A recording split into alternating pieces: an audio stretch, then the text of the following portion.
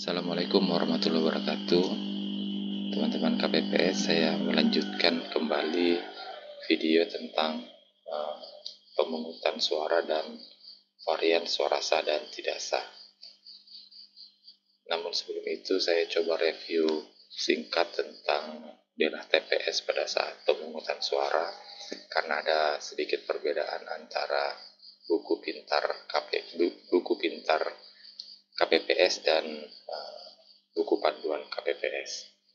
Perbedaannya hanya pada penempatan KPPS 4 dan 5 dan penempatan KPPS 2 dan 3. Kalau di buku panduan itu KPPS 4 ada di sini, ada di depan setelah pintu masuk, petugas pertama yang menerima pemilih, kemudian KPPS 5 di sebelahnya. Nah, untuk KPPS 3 kalau di buku pintar dia bersebelahan dengan KPPS 4. Tapi kalau di buku panduan KPPS 2 ini dia bersebelahan dengan KPPS 5. Kemudian KPPS 2 di buku pintar ada di sebelah kiri dari ketua KPPS. Kalau di buku panduan KPPS 2 ada di sebelah kanan, kemudian KPPS 3 ada di sebelah kiri. Nah, menurut saya yang lebih tepat untuk aplikasinya adalah di denah buku panduan KPPS, karena alurnya pemilih datang langsung dilayani oleh KPPS 4, kemudian C pemberitahuannya diserahkan kepada KPPS 5, kemudian KPPS 5 menyerahkan C pemberitahuan kepada KPPS 2. Nah, kalau KPPS 2 ini berada di samping kiri ketua KPPS seperti di buku pintar, maka dia akan kesulitan menyerahkan karena jaraknya agak jauh. Nah, buku panduan itu lebih aplikatif karena alurnya sudah sesuai dengan tata cara pelayanan pemilih. Nah, kita lanjut ke penghitungan suara. Nah, setelah pelayanan pemilih untuk menggunakan hak pilihnya selesai, Ketua KPPS menyatakan rapat pemungutan suara selesai, kemudian dilanjutkan dengan penghitungan suara. Nah, pemungutan suara ini dapat dilakukan berurutan, bahasanya dapat dilakukan berurutan, mulai dari pasangan calon gubernur dan wakil gubernur, kemudian pasangan calon bupati dan wakil bupati atau wali kota dan wakil wali kota, atau sebaliknya. Jadi dapat bisa yang gubernur dulu kemudian bupati atau sebaliknya. Nah, setelah selesai kemudian dipersiapkan segala fasilitas sarananya, C hasilnya sudah ditempel, kemudian kursi-kursinya sudah ditempatkan sesuai dengan denah TPS pada saat penghitungan suara. Nanti ketua KPPS dibantu KPPS 6 dan KPPS 7 melakukan ketua KPPS dibantu KPPS 6 dan 7 melakukan pertama membuka kunci dan tutup kotak suara dengan disaksikan oleh semua pihak yang hadir. Kemudian mengeluarkan surat suara satu persatu dari kotak suara dan diletakkan di meja ketua KPPS. Nah, jadi ini dikeluarkan satu persatu sambil dihitung. Nah, kalau kebanyakan KPPS itu menumpah. Jadi setelah dibuka, karena mau cepat, surat suaranya yang ada dalam kotak suara langsung ditumpah, kemudian dihitung di meja ketua KPPS. Nah, padahal menurut tata caranya, dikeluarkan satu persatu. Nah, ini juga mengurangi potensi kalau ada yang ingin sengaja menyelipkan surat suara ke dalam kotak atau menyelipkan satu surat suara tambahan yang ilegal. Karena kalau satu persatu maka akan sulit ditambah secara ilegal oleh pihak-pihak yang mau berbuat culas. Kemudian dalam hal terdapat surat suara yang belum ditandatangani, ketua KPPS menandatangani kalau dia belum dibuka dan dihitung. Nah, kemudian dicatat dalam kejadian khusus. Kemudian dimasukkan ke dalam kotak kembali, kemudian diacak biar tidak teridentifikasi surat suara yang baru ditandatangani tadi. Kemudian Ketua KPPS dibantu KPPS 6 dan 7 menghitung surat suara, jumlah surat suara, dan memberitahukan jumlah tersebut kepada yang hadir serta mencatat jumlahnya. Kemudian mencocokkan jumlah surat suara yang terdapat dalam kotak suara dengan daftar hadir, baik itu daftar hadir pemilih tetap, pemilih pindahan ditambah dengan pemilih tambahan. Kalau sudah sesuai, maka jumlahnya klop dan antara pengguna hak pilih dengan surat suara yang digunakan akan sama. Kemudian dalam hal Ketua KPPS menemukan surat suara yang dikeluarkan tidak sesuai dengan kotak suara jenis pemilihannya, Ketua KPPS menunjukkan surat suara tersebut kepada saksi, pengawas, dan pemantau, kemudian dimasukkan ke dalam kotak suara yang sesuai. Nah, dalam hal belum dihitung, surat suara dimasukkan ke dalam kotak sesuai dengan jenis pemilihannya. Nah, kalau sudah dihitung, maka KPPS membuka surat suara dan memeriksa pemberian tanda coblos pada surat suara dengan sesuai jenis pemilihan dan mencatatnya ke dalam formulir C hasil. Ini contohnya misalkan setelah dihitung gubernur selesai, kemudian dihitung lagi bupati, terus dalam proses penghitungan bupati ditemukan surat suara gubernur. Maka surat suara itu langsung dibuka, kemudian disebutkan tanda coblosannya, kemudian di C hasil gubernur disesuaikan berdasarkan surat suara yang baru ditemukan di kotak bupati.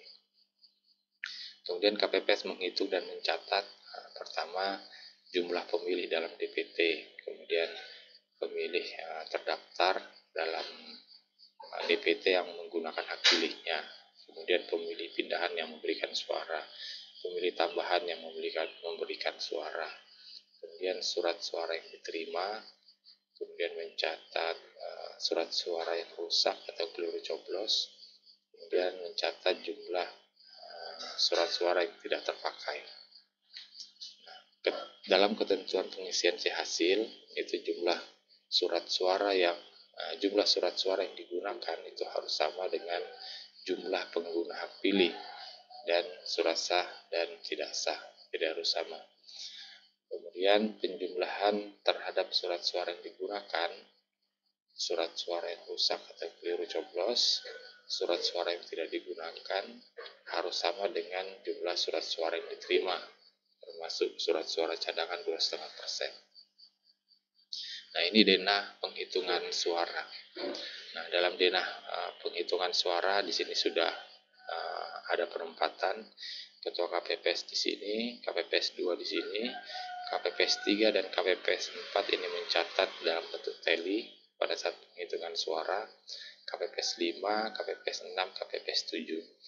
Namun di sini saya sedikit memberikan catatan karena denah penghitungan suara yang lebih aplikatif. Sebenarnya Ketua KPPS berada di sini, kemudian KPPS 2 di sini, kemudian KPPS 5 ada di sebelah sini, KPPS 6 dan 7 di sebelah sini. Kenapa? Karena lebih mudah dalam mengaplikasikan tata cara penghitungan suaranya, karena alurnya seperti ini. Ini meja Ketua KPPS, di atasnya sudah ada surat suara hasil coblosan. Nanti Ketua KPPS 2 mengambil surat suara di atas meja, kemudian membuka lebar-lebar, kemudian menyerahkan kepada Ketua KPPS untuk disebutkan atau diumumkan coblosan. Kemudian Ketua KPPS menyerahkan ke KPPS 5.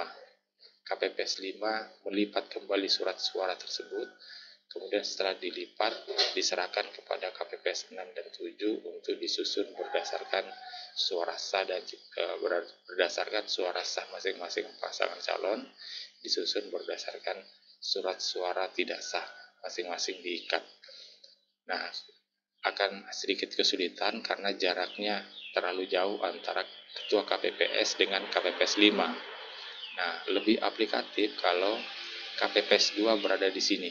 Jadi setelah KPPS 2 mengambil surat suara di atas meja, membukanya, kemudian diserahkan kepada ketua KPPS di sini. Ketua KPPS mengumumkan hasil coblosan, kemudian setelah diumumkan, surat suara itu diserahkan ke KPPS 5. Nah, di sini lebih aplikatif. KPPS 5 posisinya di sini. Nah, KPPS 5 melipat kembali surat suara yang sudah diumumkan tadi, kemudian diserahkan kepada KPPS 6 dan 7 untuk disusun atau disusun berdasarkan surat suara sah masing-masing pasangan calon dan suara tidak sah. Nah, KPPS 3 dan 4 tugasnya mencatat apa yang sudah ketua KPPS umumkan, baik itu sah untuk pasangan calon atau tidak sah. Pembagian tugas, ini tadi yang saya sampaikan. Pertama, ketua KPPS bertugas memimpin pelaksanaan penghitungan suara di TPS, kemudian memeriksa pemberian tanda coblos pada setiap surat suara yang dibuka, dan mengumumkan hasil penelitian. Nah, KPPS 2 membuka lipatan surat suara dan memastikan surat suara telah ditandatangani oleh ketua KPPS sebelum membuka surat suara lembar demi lembar dan memberikan kepada ketua KPPS. Nah, kemudian KPPS 3 dan 4 ini mencatat hasil penelitian yang diumumkan oleh ketua KPPS, kemudian memeriksa dan memastikan hasil pencatatan telah sesuai dengan hasil penelitian. Makanya di sini ada dua yang bertugas mencatat. Kalau yang mencatat KPPS 4, nah KPPS 3 ini mengawasi atau memperhatikan jangan sampai apa yang dicatat tidak sesuai dengan apa yang diumumkan oleh ketua KPPS. Demikian juga kalau KPPS 3 mencatat, KPPS 4 ini memperhatikan jangan sampai apa yang diumumkan oleh ketua KPPS ini berbeda dengan apa yang dicatat oleh KPPS 3. Nah, kemudian KPPS 5 melipat surat suara yang telah diteliti dan diumumkan oleh ketua KPPS. Kemudian KPPS ke-6 dan ke-7 menyusun surat suara yang telah diteliti dan diumumkan sesuai suara yang diperoleh masing-masing pasangan calon. Setelah diumumkan, diikat dengan karet pengikat dengan rincian 20 surat suara per ikat dengan menggunakan karet. Nah, ini varian suara sah.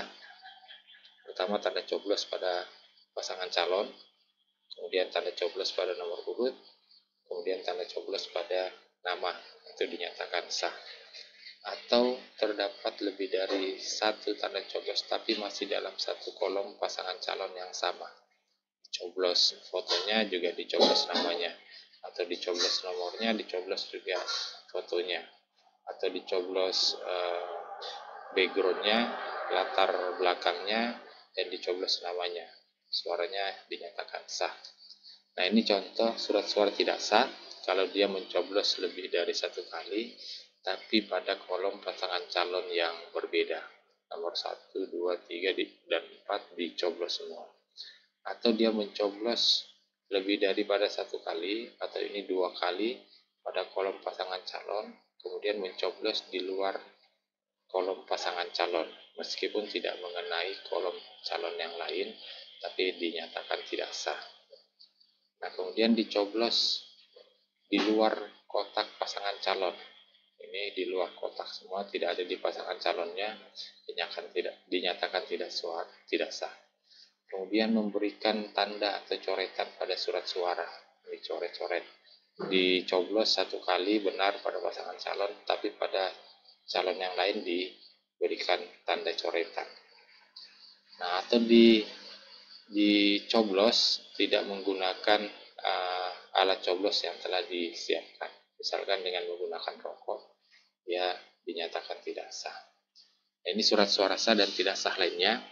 Jadi dalam hal terdapat tanda coblos pada satu kolom pasangan calon yang tembus secara garis lurus, sehingga terdapat 2 atau lebih hasil coblosan yang simetris dari lipatan surat suara dan tidak mengenai kolom pasangan calon lain, dinyatakan sah untuk pasangan calon yang bersangkutan. Ini coblos tembus, misalkan surat suaranya belum sempurna dibuka lipatannya, kemudian dicoblos, ternyata coblosnya tembus. Coblosnya ada 2, tapi merupakan coblos tembus simetris, bukan seperti coblos yang berbeda seperti ini. Nah, seperti ini bukan coblos simetris.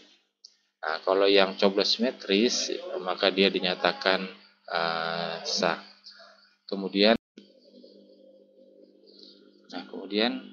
dalam hal didapati surat suara yang robek atau rusak yang tidak sampai menghilangkan bagian surat suara dan tidak mengenai kolom, kecuali karena lipatan, tetapi pemberian suara oleh pemilih sesuai dengan kategori suara sah, maka dinyatakan sah dan dicatat kemudian ke dalam kejadian khusus. Nah, dalam hal ada pasangan calon yang dibatalkan, entah itu karena meninggal, entah karena putusan pengadilan dan sebagainya, atau Bawaslu, maka surat suara dinyatakan tidak sah meskipun tanda coblosnya sudah sesuai dengan kategori suara sah. Nah, penyebutan sah atau tidak sah ini juga diatur di dalam pedoman teknis 1774. Nah, misalkan pasangan calon nomor 10, misalnya paslon 10 sah, paslon 9 sah. Nah, atau kalau tidak sah, penyebutannya surat suara tidak sah karena tidak tercoblos atau dicoblos menggunakan rokok atau lainnya. Nah, ini kadang-kadang masih ada KPPS yang menyebut tidak sahnya itu dengan melekatkan pada pasangan calon. Misalkan ada coblosan menggunakan rokok pada calon nomor 9. Jadi surat suaranya disebutkan suara calon nomor 9 tidak sah. Nah, padahal surat suara tidak sah itu bukan milik siapa-siapa. Jadi suara tidak sah ya sebut saja suara tidak sah karena dicoblos menggunakan rokok. Jadi jangan disebutkan untuk pasangan calon apa tidak sahnya. Nah, ini cara penulisan. Format penulisan penghitungan suara ini dalam bentuk teli, kemudian sisanya ini di garis Z, kemudian jumlah tiap barisnya ditulis sesuai dengan jumlah teli setiap baris. Kalau dia satuan, misalkan ini hanya 8, berarti 08. Nah, berbeda kalau di sebelah sini, sebelah ujung, kalau dia 0 atau tidak ada, dia ditulis dengan X.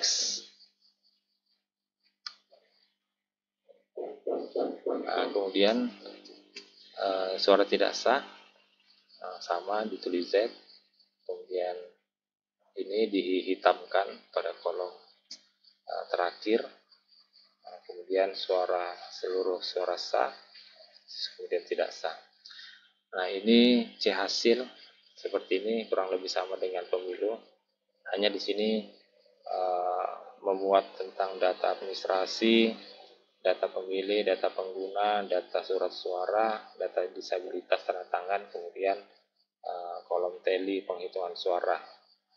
Nah, di sini perlu teman-teman tidak perlu dibingungkan untuk jenis pemilih.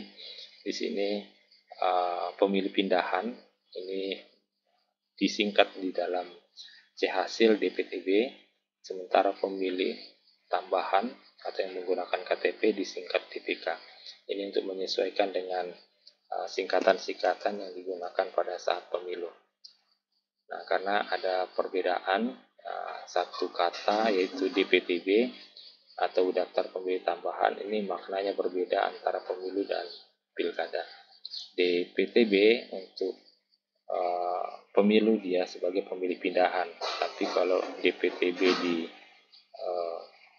pilkada dia berfungsi, dia merupakan pemilih khusus kalau dia pemilu atau pemilih yang menggunakan KTP.